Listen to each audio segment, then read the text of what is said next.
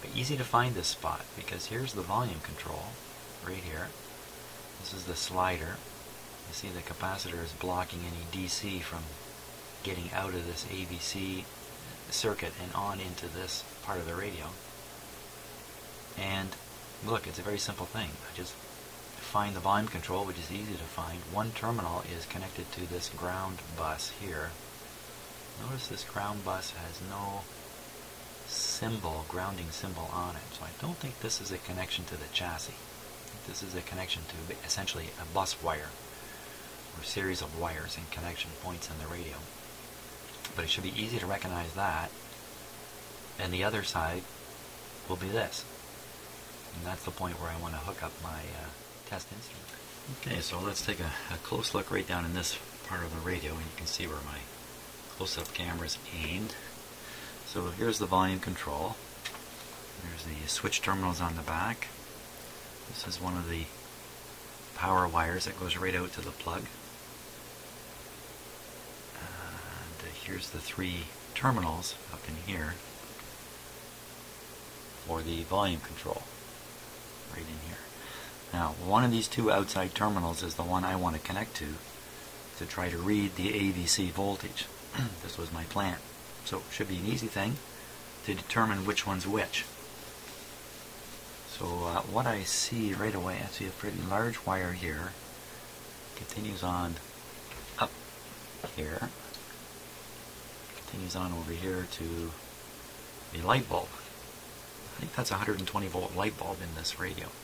Very small 120 volt light bulb. The radio has no transformer, so there's no easy way to get 6 or 12 volts for a light, 6 volts in particular. So if we look back at the schematic now, we'll go back and forth here, see if we can sort it out. So I'm looking at the top, excuse me, top or bottom here, and the light bulb, there's the light bulb way over here, is connected to the bottom. If I can call it the bottom. So it's the other side of the volume control that I would want to connect to. So we'll flip back. The other side would be this goldy colored wire here, which you can see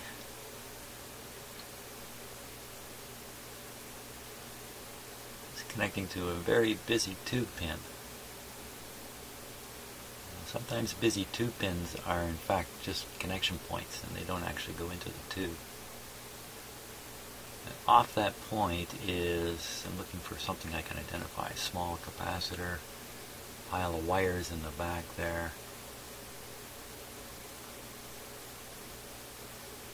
Looks like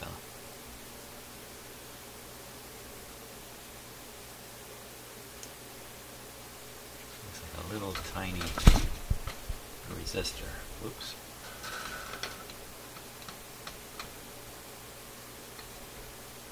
In the back there, it looks like 22. Let's see if I can put the stick on it here for you. I'm looking right in here. 22 megohms, I would say. Okay, so let's go back to the schematic and see if we can spot a 22 megohm resistor. I'm doing this to double check things. Okay, so well, there's one right there, R4. Okay, R4. Well, 2.2 megohms. Okay, so not 22, 2.2. We just had it wrong. 2.2 megohms. So there we are. So that's definitely the point I want to try connecting to pick up the AVC signal without disturbing the radio. That's my hope. And as I said, the signal I'm just going to feed in with the transmitting antenna of a sort. So I'll get all that rigged up and we'll give it a go. Okay, so another issue with this radio and hooking up instruments to it, a couple issues. One is, where's the best place to hook up the ground for the vacuum tube voltmeter or the oscilloscope? So I have 2 basic choices here. One is the chassis, and the other one is this bus here.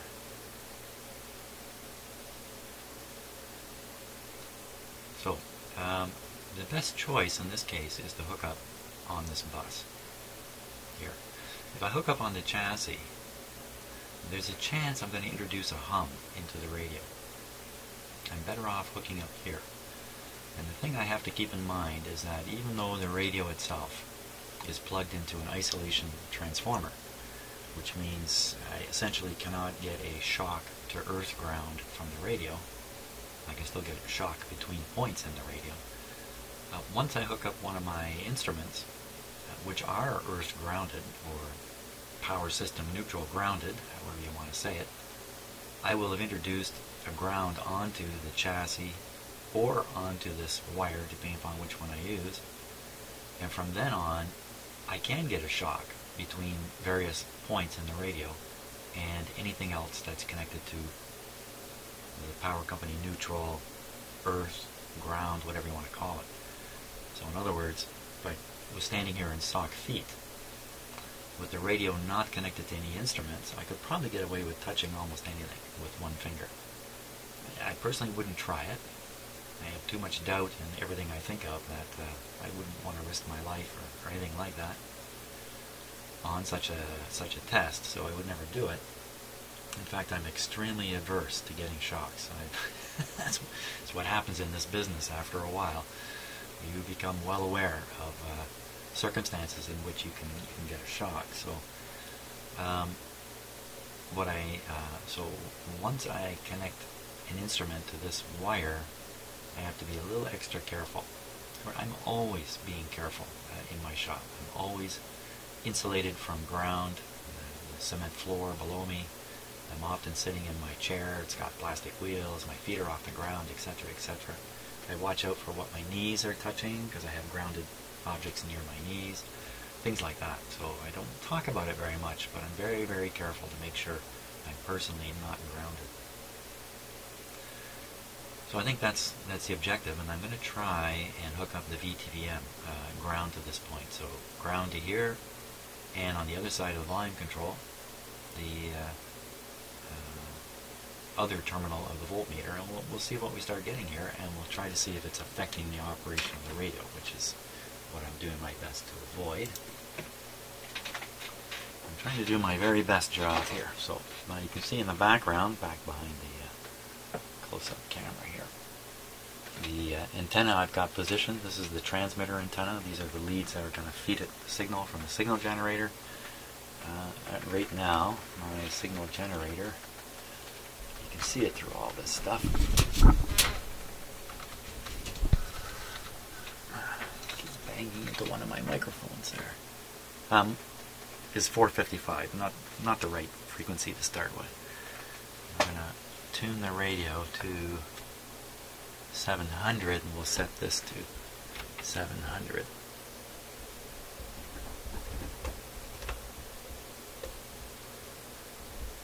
Okay. The output from the signal generator is quite low right now. So I don't have this switched on yet. I'm going to hook up the meter. So first of all, the ground point.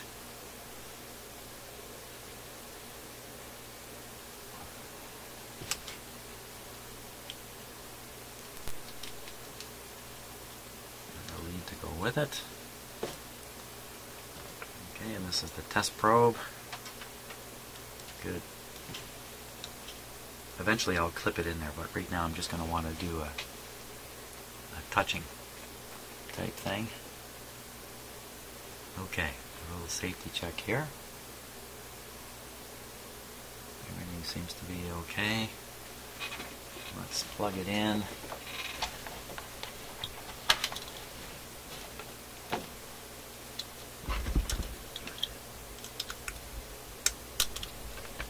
Another thing I'm going to do here, just to be doubly, triply safe, is I'm going to hook up this hot chassis light, which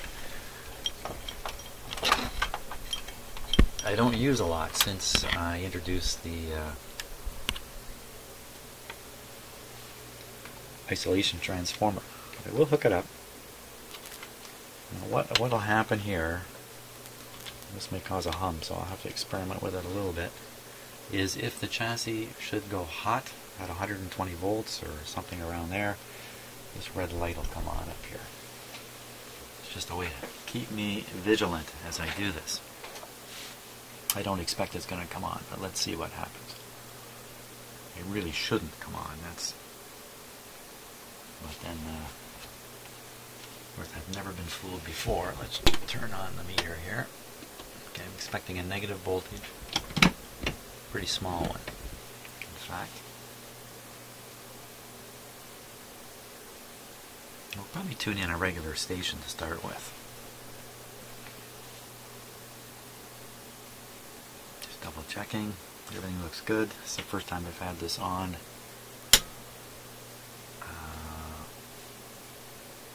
In a while. Okay, here we go. And I'm pretty sure it's switched off here. Let's come back here. Yeah, it was switched off. So it's switched on now. Power on. Okay, everything seems fine.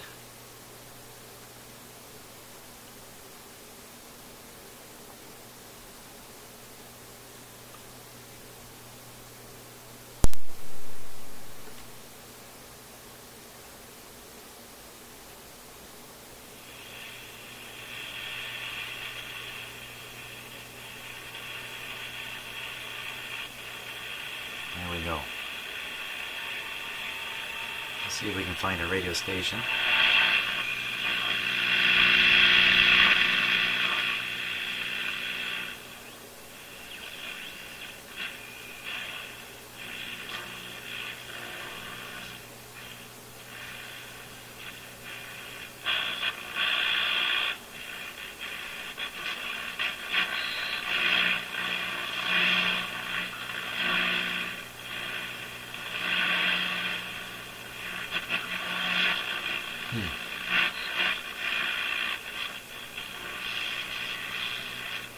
Just a lot of noise so far.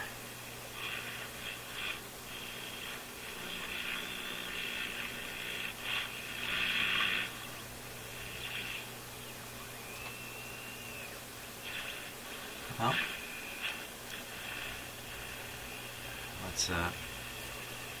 let's use the signal generator. Turn up the power a little bit.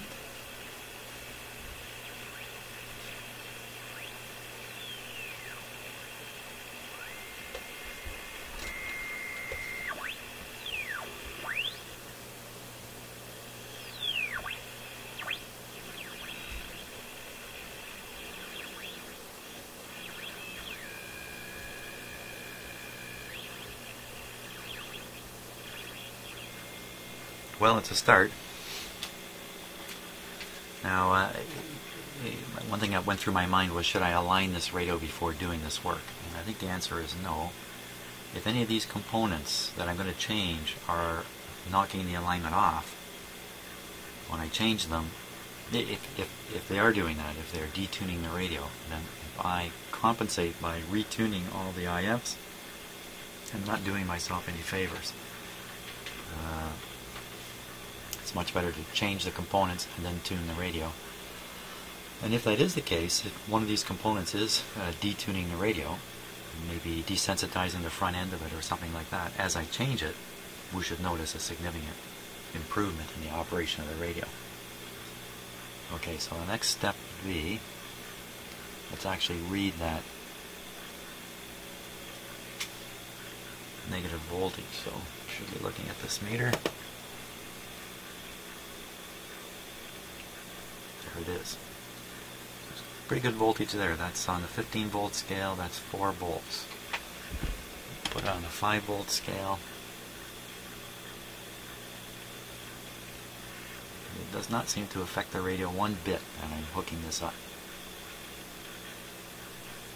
Now we'll tune the signal generator on and off here.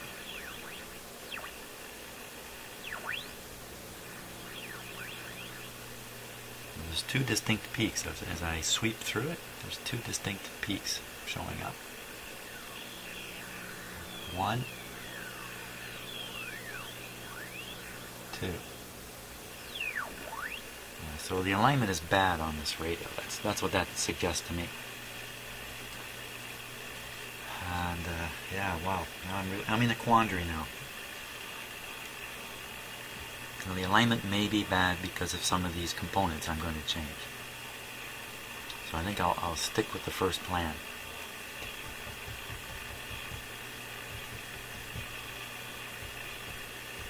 I'm thinking again about it. Yeah.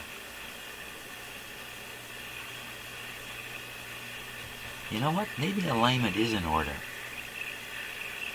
If I align the radio to get the most out of it as it is, then I can change the components, realign the radio, and see if I get more out of it. Because my thinking is, if the alignment is off as the radio is sitting here, and I change components,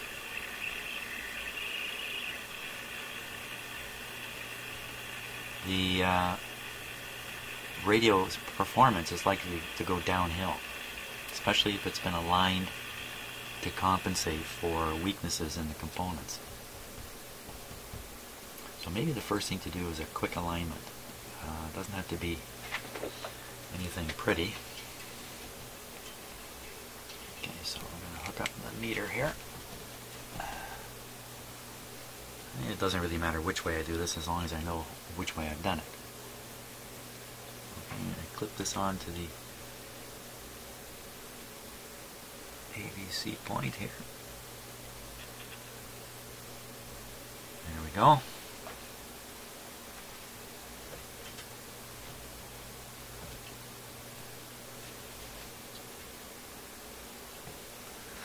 So there's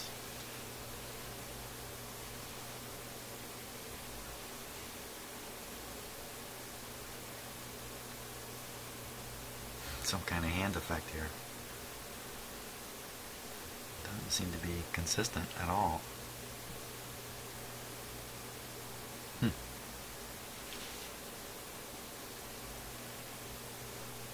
Yeah, not moving at all. That's probably just the noise signal causing that. And as I wave my hand around, I'm probably changing the amount of noise that's getting to the radio. So I thought it was a loose connection at first, but I don't think so. Now, I believe this guy has capacitors for alignment purposes.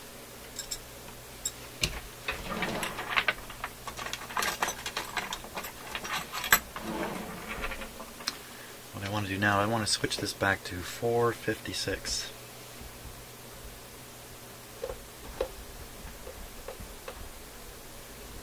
That's a huge jump in the AVC voltage there. 456.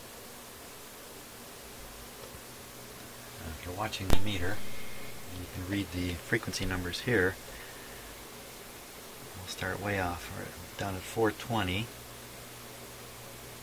And I'll come up watching the meter.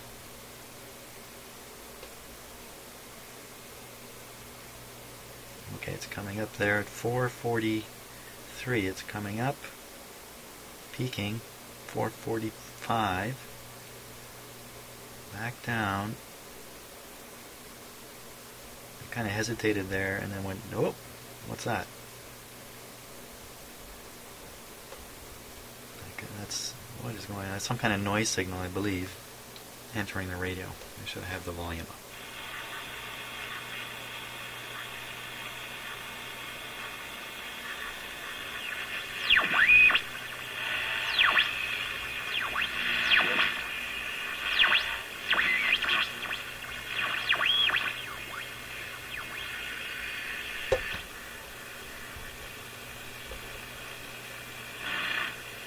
I'm looking for the lowest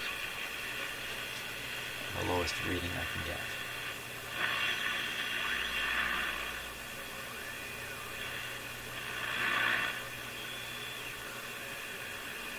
That looks like a low point. About 800 on the dial.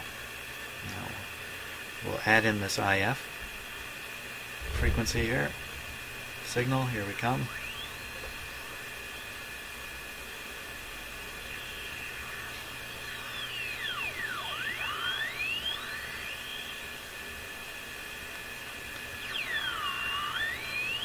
So it's currently at 444. And we really want it up at 456. It is way off.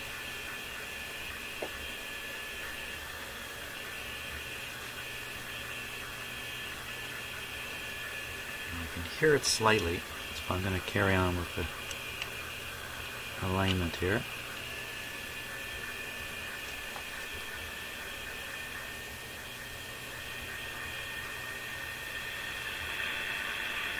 Watch out. Tuning the wrong signal. Well, that one didn't seem to show any improvement. Next one.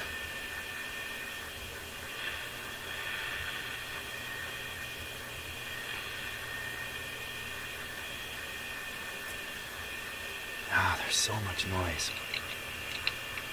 Short the antenna or do this in a different way. That's a little better.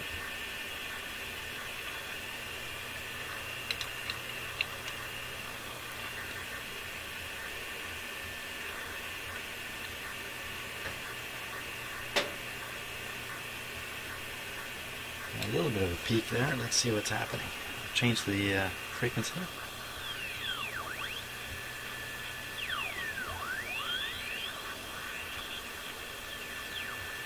Still doing some funny things, but the peak now is much closer to 456. We're getting something down around there. Let's just go through them again.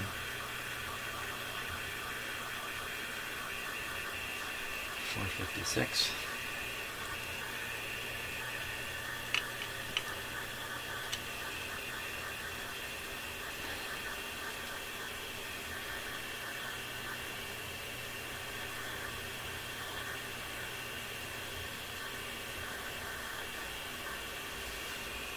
One.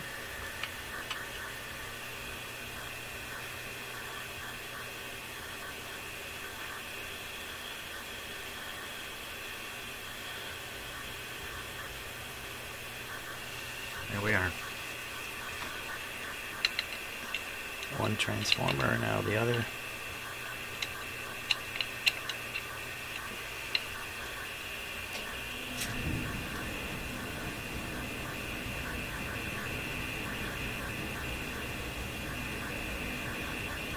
Okay. Now the last one.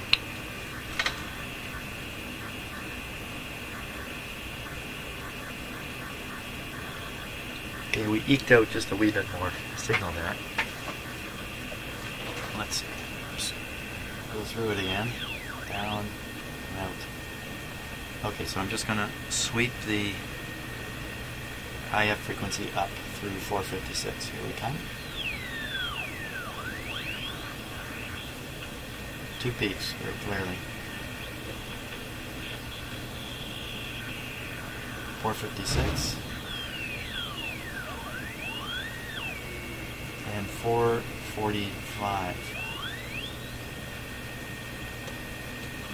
Not too good for the radio. Okay. Now I'm going to break down some measurements here. We'll take this up to the highest peak. 456. In fact, I'll put this right on 456 here right now. Okay, 456. And the reading we get on the meter there is 5-volt scale. We're getting 2.8 volts. 2.8.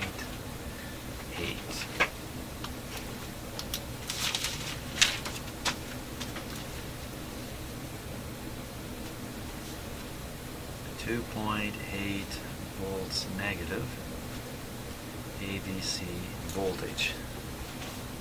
Okay.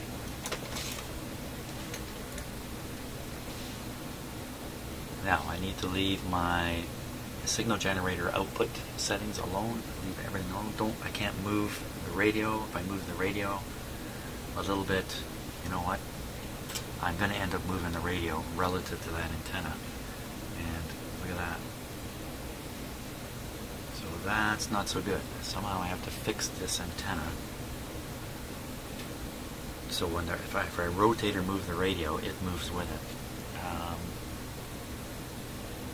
It's like a pretty simple way of doing that. Just put it on the turntable here.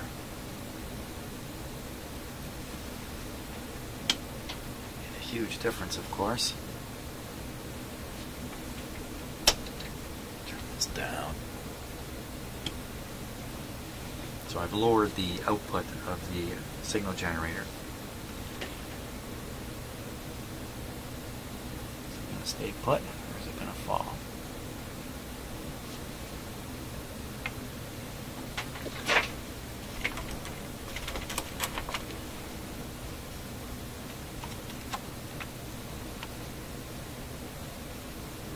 Okay. I think that's probably going to be good enough there. So you want to mark down the reading now. It's a new arrangement, slightly less signal generator output.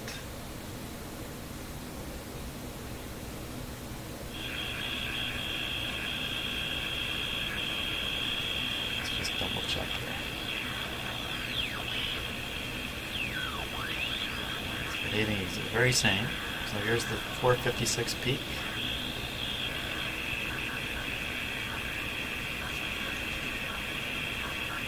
5-volt scale, we're now at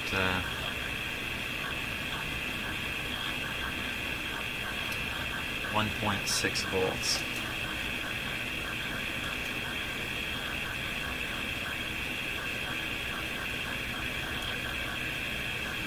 This is at 450.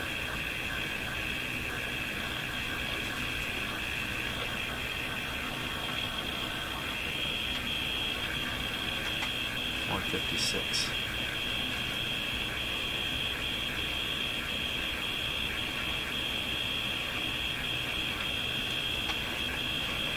Let me vary the strength of the modulation here a little bit.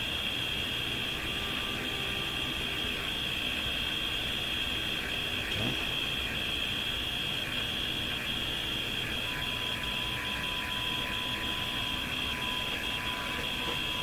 So much interference. That's good. I think we're good to go now. So what I want to do is start changing the capacitors one at a time and monitor the variation in the radio's operation. Oh, you know what? I don't have this radio on full power. Huh. You like that? That's another issue. I better have it on full power. Put it up to full power. The whole game changes.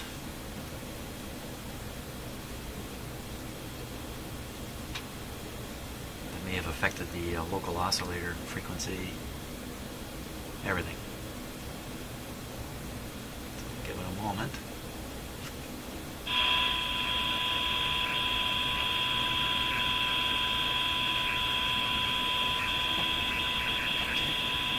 Try sweeping again.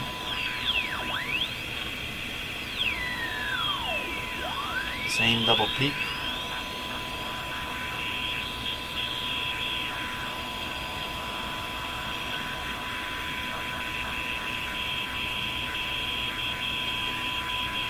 Okay.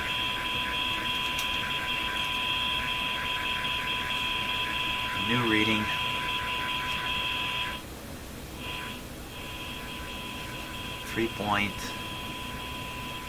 I'd say that's 3.5.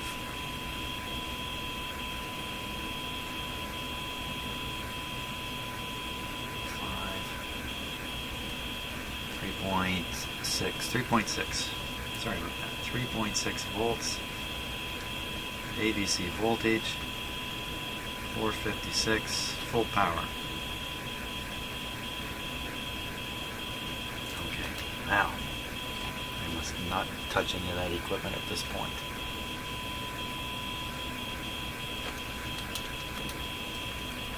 Shut off the radio. Now the next question is, which part should we change first? Let's go back to the schematic here. ponder that.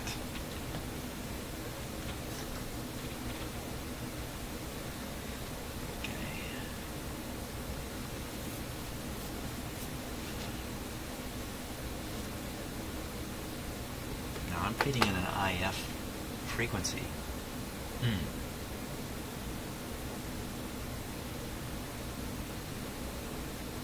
That's not such a good idea. If I feed in an IF, I fed in the IF frequency just so I could tune these two transformers.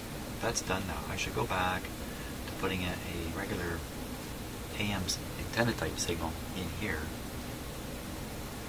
And so the whole radio is working here because, you know, there's some capacitors right here. There's one right on the antenna. Boy, this is going to be tricky to do without disturbing the whole arrangement. Just getting a false reading. The other thing I want to do with these capacitors, I want to take them out and test them too, one at a time. So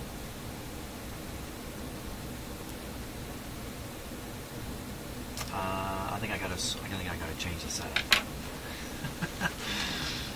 Okay, let's do that. Let's change the setup here. Radio back on.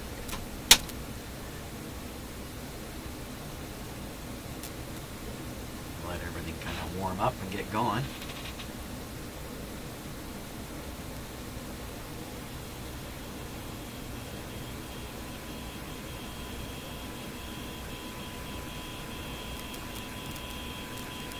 It's on its way to returning to 3.6 where it was before.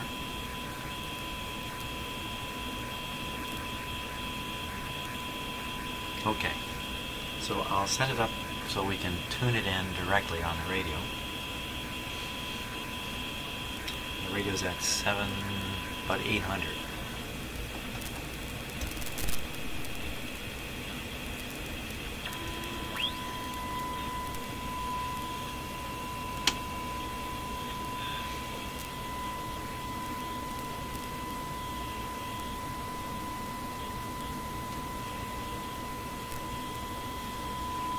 Getting about 10 volts of ABC voltage.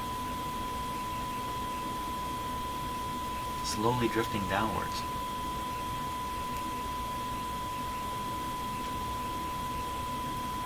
About 9.5 volts. Now,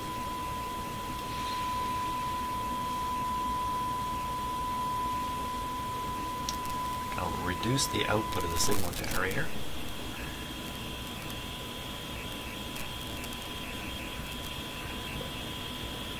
Tune for maximum deflection on the meter.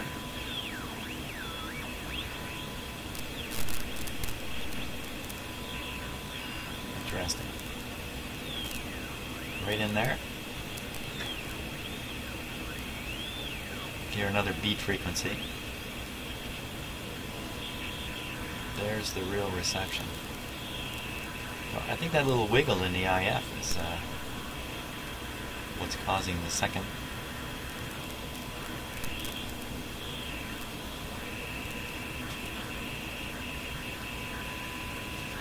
$793. Okay, I write this stuff down. So the voltage this time is 5 volt scale, almost back to 3.6, 3.5.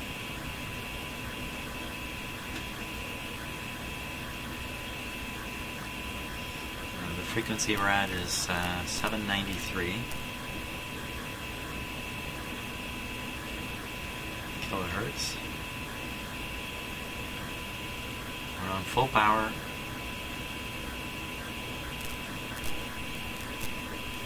And that's about all we need to remember.